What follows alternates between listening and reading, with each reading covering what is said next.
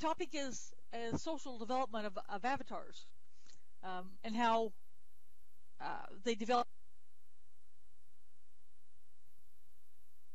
interaction with other groups. Um,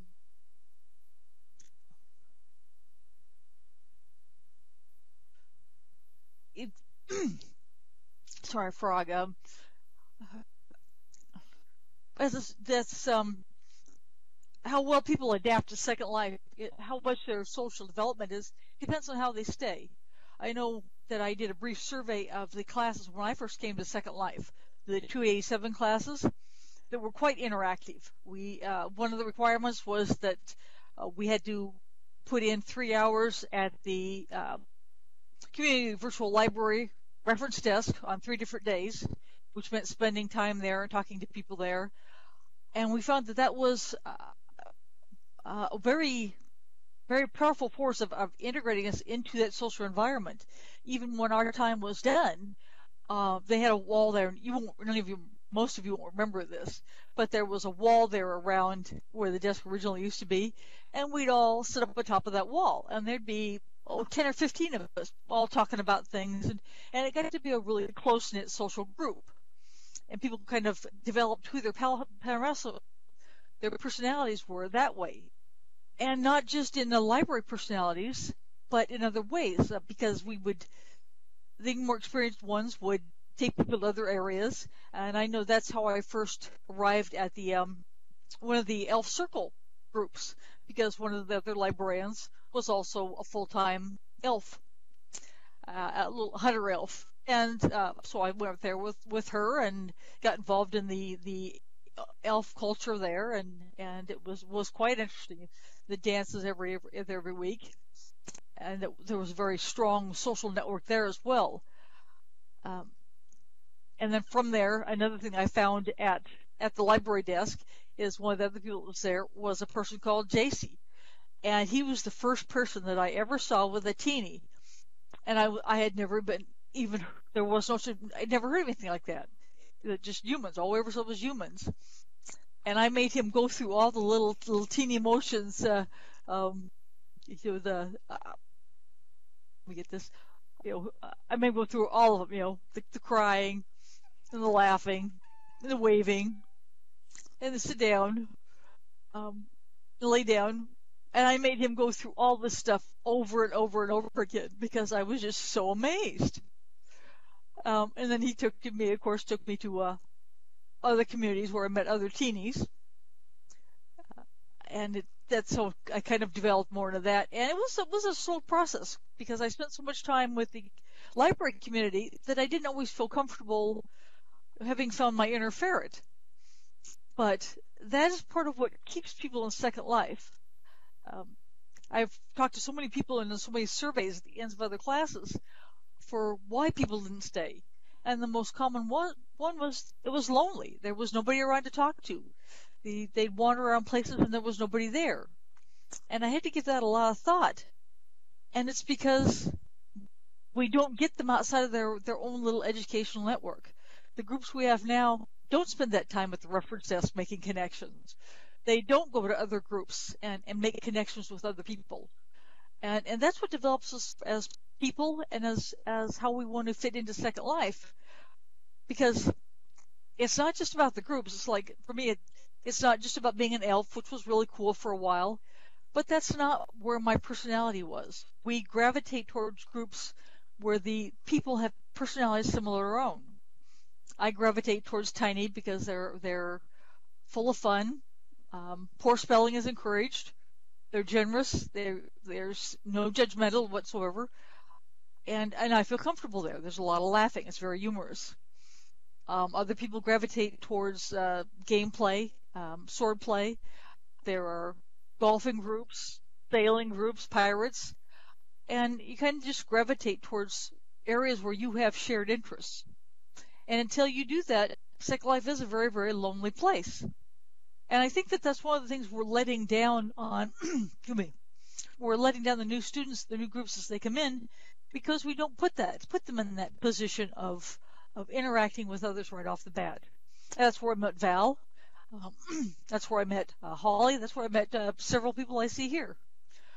Uh, and when I met JJ at different functions were at Caledon. I mean, it's all been through networking through other people, but through that I found people that I connect with and places I've been, and that is what has developed my avatar to be successful and to want to stay.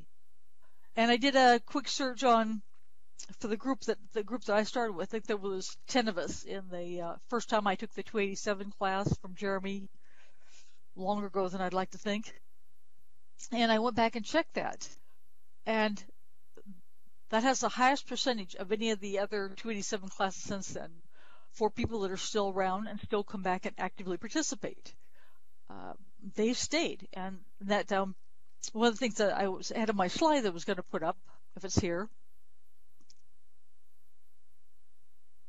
Come on. A lot of these are from the survey about why people leave or don't leave. And I did this survey, but let's see. And you can thumb through and see the actual results of the survey. And one here, I was going to talk about this too. I think this has been another problem that's frustrated people in getting them to connect, to getting them to have that social connection, is when they took away people having their own names. Now everybody knew people, and then in resonant. And that frustrates people. I mean, it takes away that sense of personal, of who you are as a person, and that's and they've tried to get it back, but of course, Linden Lab isn't going to respond to that. Let's see if the other slide was here. Come on, there, okay. And this was the other one that really struck me for how we develop, how our avatars become people that we like. And you get involved. That's where you learn. And I think that, as groups I've talked about before, the people that leave are the people that do not connect. They do not make that social connection with people that they feel comfortable with. Whether it happens to be vampires or werewolves or soccer teams or dogfighting in planes, we all have to find a niche where there's people that we can talk to, that we enjoy being there, and have friends.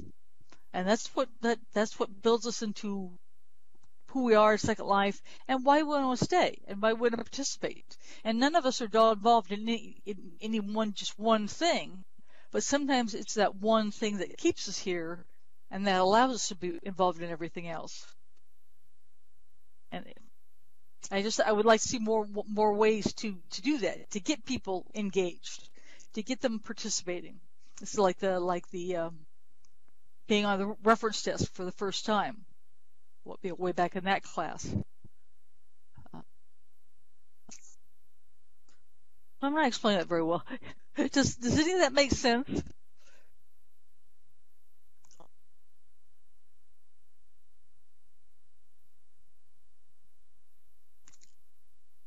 I mean, to even look at you guys here, look at this group here, and think about yourselves, and think about what keeps you in Second Life, what makes you comfortable here, and what keeps you here.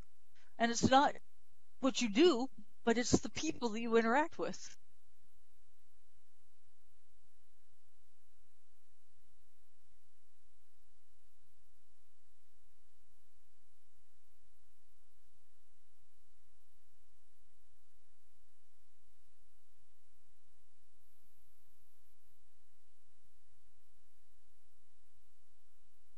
True. Very true. But through that story, other people come in and each life interweaves with other activities. I'm an integral part of so many other people's lives here, and they are of mine. It's visual networking at its finest.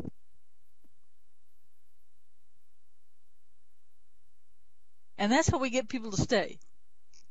We all worry about how many people don't stay in Second Life. The students that come and get bored because they want to run and there's nothing there, and how we get people involved. And that's how we connect them with our communities.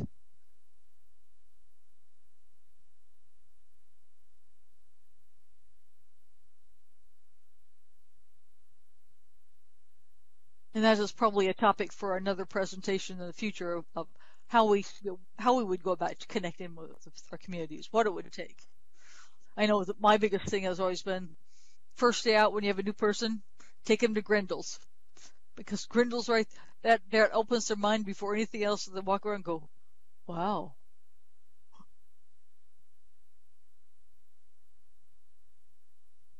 Any questions?